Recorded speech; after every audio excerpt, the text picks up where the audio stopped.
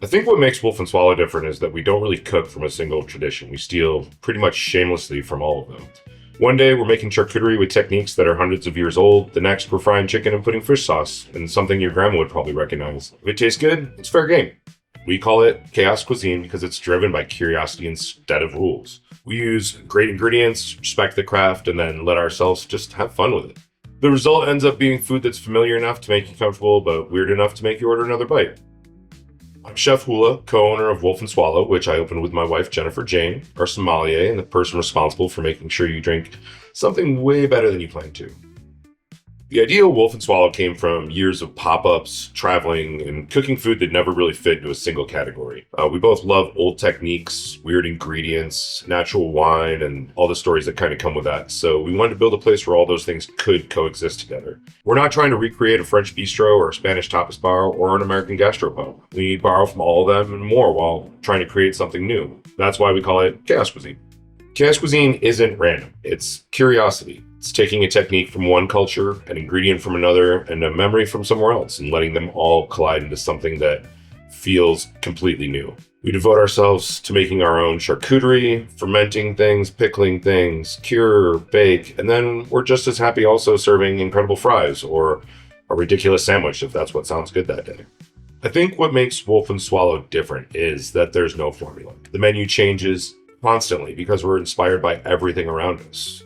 Farmers, other chefs, old cookbooks, music, art, even friends bringing over ingredients that we've never seen before, or a bottle of wine that my wife opens that ends up sending us down a rabbit hole. The people around us are constantly feeding our creativity. Albuquerque has this incredible community of chefs, mixologists, farmers, artists, musicians, brewers, winemakers, obsessives. We're all making really cool things just because they love them. Being around that kind of energy makes it impossible not to create, not to want to make more. At the end of the day, we're just trying to make food that's thoughtful without being pretentious or precious, and also make it memorable enough that you leave talking about it.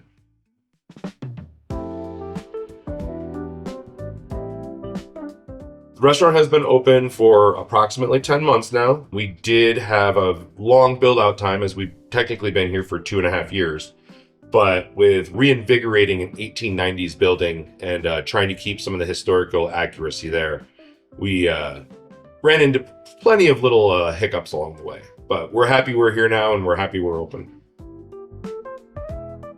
People think wine pairing is this intimidating thing where somebody in a suit tells you that you're wrong constantly. Jennifer prefers to approach it completely differently. The best pairing really just ends up being the one that makes both the food and the wine taste better and makes you want another bite and another sip.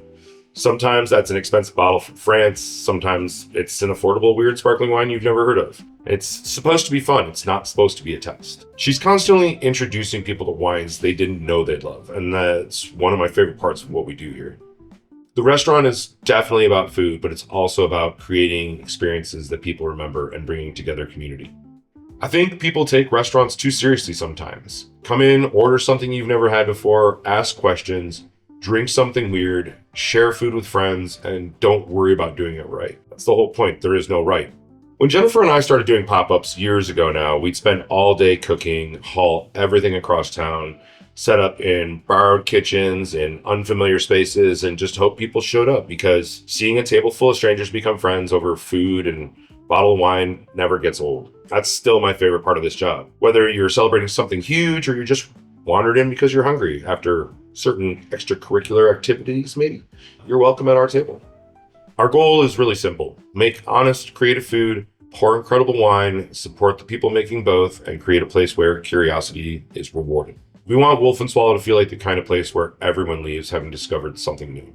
The best meals usually start with saying, "Sure, let's try it."